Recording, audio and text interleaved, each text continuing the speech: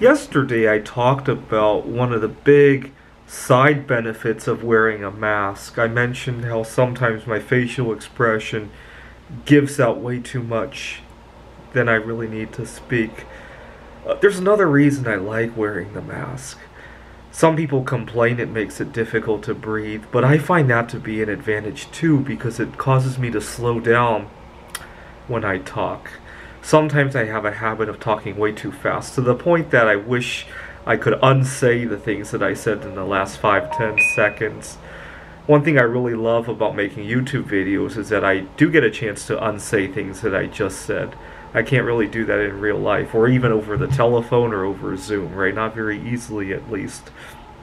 I had a few incidents where I really screwed up a negotiation like this, including one very recently. Let me start with the older ones first. I was trying to negotiate another gig that I was doing on Craigslist. This was many years ago before COVID. And I was hoping to meet with the client in person. I hate giving a price before I can see the client. There's so many variables, so many variables. The amount of traveling I have to do, how much preparation work has to go into it, how well it flows with the rest of my schedule.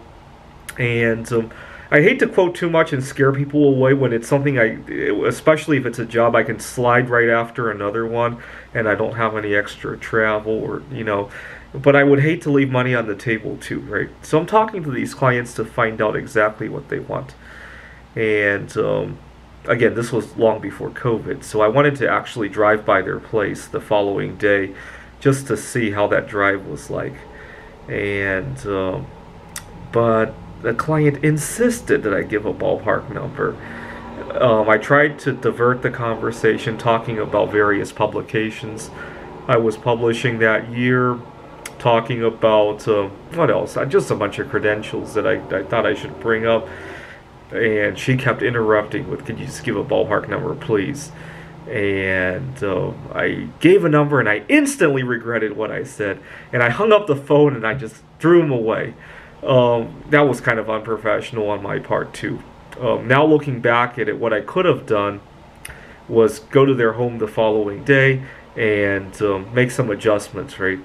This is a little different than the location I had expected. This is a little, one thing I've noticed is that if you give a number and you think it's too low, to try to focus on exactly what you promised, right? Anything extra you can always add to the quote, right? Usually you haven't promised as much as you think you have, right? If you really look into it, right? Obviously, try to give the number right the first time, but if there's a mistake, that's always an option. Now, where else have I messed up before? Oh, I know. I was trying to negotiate, seeing if I could get a bunch of vacation days arranged to go to the conference in Amsterdam.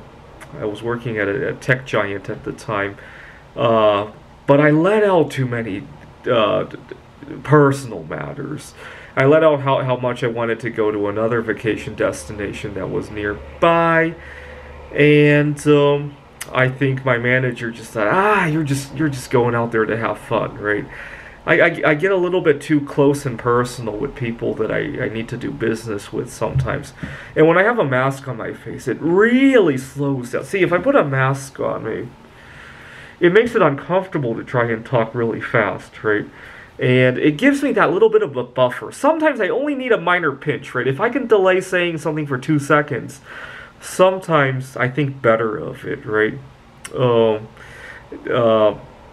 Lately, I talked about how I delay eating sometimes, right? If I just give myself 5 minutes to think about what I want to eat, sometimes in the heat of the moment, it's very easy to eat 3 or 4,000 calories and go, "Oh my God, I shouldn't have eaten it," right? If you sit for 5 minutes and think it through, right? It helps that my living situation doesn't really allow me to accumulate a lot of food, right? That helps as well, right? So I sometimes have to go to the store, and then obviously in 2020, going to the store is no trivial matter anymore, right? Between the mask, the social distancing, and the shorter hours, It's not a trivial, and the fact that your favorite foods might not even be there when you get there. It puts a barrier between me thinking about food and when I can actually reach it. Right. What I need is a barrier for speech as well. Right. And the masks kind of help. Okay. Recently, this one I still can correct. And I'm going to take the lessons I learned. I was calling an Airbnb that I had stayed at in Idaho to see about a 2 month stay, and I was trying to haggle over the price. Right, the guy, he owns several apartment units actually, and he quoted me at 800, and I was trying to see if I can get it down. Right, and I asked him, well, if we do 2 months, can we do? Because 800 was month by month, right? I said if I sign a 2 month lease, can we do 750? So 1500 for the 2 months. He said he'll think about it and he'll call me back. So we put down the phone, and he calls me back in about 30-45 minutes, and he said, I can do 750, but I can't give you the furniture at that rate. And I'm thinking, without the furniture, I probably could have done better. I didn't want that tied into the furniture. I should have started with, if we do it without the furniture, could I do 600 and see what he might counter, right? And the fortunate thing about that deal was I didn't give him my name yet.